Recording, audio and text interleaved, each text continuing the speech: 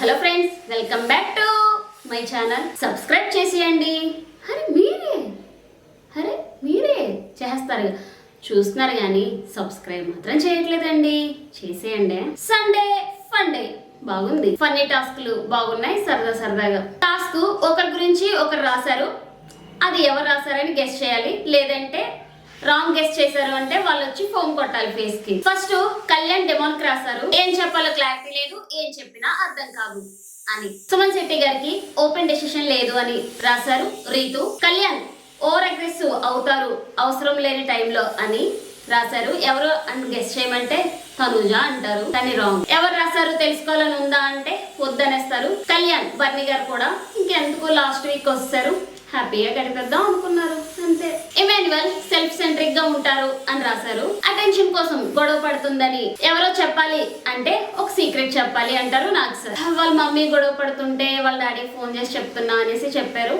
Okay, ఎవరు అంటే సంజన గారు అని చెప్పేశారు. అది మొన్న జరిగిన గొడవ గురించి అని చెప్పారు. లాస్ట్ ఎలిమినేషన్ రౌండ్ లో సంజన అండ్ రీతు ఉన్నారు. రీతు ఎలిమినేట్ అయ్యారు. ఎలిమినేషన్ అయిపోయిన తర్వాత సంజన గారు లోపలికి వెళ్దాం రా అంటే నేను ఫేస్ చేయలేను అన్నారు. తను టాప్ 5 లో ఉంటా అనుకున్నారు, ఉండలేదు. అందరూ కూడా ఏడ్చారు. కళ్యాణ్, ఇమాన్యువల్, భరణి గారు, తనుజ, డిమాన్, పవన్. కళ్యాణ్ నువ్వు డిమాన్ తో మాట్లాడు, నువ్వు మాట్లాడట్లేదని ఫీల్ అవుతున్నాడు అంటది. డిమాన్ ని అందరూ జాగ్రత్తగా చూసుకోండి అని చెప్పింది. బిగ్ బాస్ నన్ను ఎందుకు పంపించేస్తున్నావు, టాప్ 5 వరకు ఉండాలనుకున్నా అని ఏడ్చింది.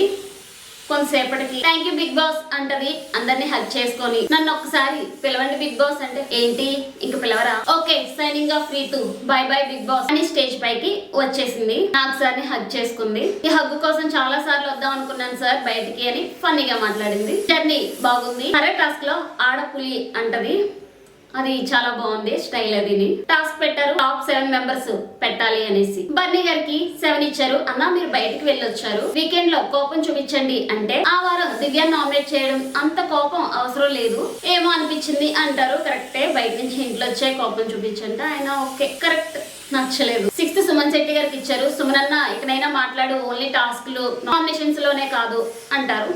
5th సంజన గారికి ఇచ్చారు. హట్ చేసి ఉంటే సారీ, నా పొజిషన్ లో మిమ్మల్ని చూద్దాం అనుకున్నాను, నాలాగే మీరు కూడా కోపం వస్తే కోపం, నవ్వు వస్తే నవ్వు, అన్ని సేమ్ అలా అనిపిస్తుందని చాలా బాగా చెప్పారు. కళ్యాణి 4th ప్లేస్ లో పెట్టింది. నేను 4th లో పెట్టాను రా, ఆడియన్స్ వేరే నెంబర్ లో పెట్టాలనుకుంటున్నా అంటది. తనుజ ఇమాన్యువల్ కి 2-3 పొజిషన్ లో పెట్టి మీరే డిసైడ్ అవ్వండి అని చెప్పారు. తర్వాత కళ్యాణ్ కూడా తీసుకొచ్చి మీ ముగ్గురు ఎక్కడ ఎవరు ఎలా ఉంటారో తెలియదు, జనాలు ఇష్టం అని సరదాగా చెప్పింది. తర్వాత భరణి గారి ఫోటో కూడా అలాగే చెప్పింది. డిమాన్ పవన్ కి ఇచ్చింది, నువ్వు కప్పు గెలిచి రావాలి అని చెప్పింది. సార్ నేను బయటకు వచ్చాను కదా, ఎవరు నా నవ్వు బాగాలేదని రాశారు అడిగారు. భరణి గారు రాశారమ్మా అంటే రీతు 7 ఇచ్చి మంచి పని చేసా అంటది.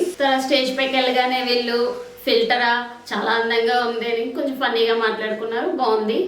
నాకు సార్ కూడా నో ఫిల్టర్ అని చెప్పేశారు, బాగుంది. అందరితో చాలా ఫన్నీగా మాట్లాడింది. రీతు ఎలిమినేషన్ ఫేరా అన్ఫేరా అంటే ఈ వీక్ గేమ్స్ బాగా ఆడింది, కానీ గ్రూప్ గేమ్ ఎక్కువగా ఆడింది. అలాగే రింగ్ దాచిపెట్టడం కొంచెం నెగిటివ్ అయింది, బాలేదు. అలాగే 2 వీక్స్ నుంచి నామినేషన్స్ లో లేదు, ఓటింగ్ తగ్గుతూ వచ్చింది. అలాగే ఈ వీక్ ఎక్కువ ఓటింగ్ పడలేదు, బాగుంది. ఓకే, సబ్స్క్రైబ్ చేసేయండి, మీరే చేస్తారండి.